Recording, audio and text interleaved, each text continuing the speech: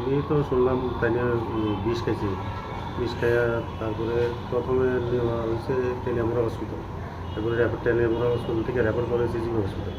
আমি সকালে শূন্য আছে আবার আইলাম, 8টা লয়ে আইলাম সব কিছু।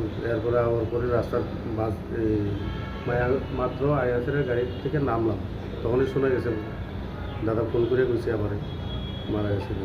কি নাম ওনার? সম্ভবত কি বয়স কত? একটি কি কারণে মানে বিষ খাইছে কিছু? মনের মধ্যে একটা খুব থাকতে পারে, নাইলে তোমার বিষ খাওয়া তো হয় না।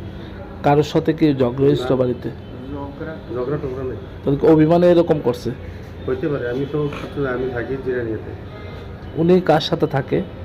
ওনার ছেলে স্যার।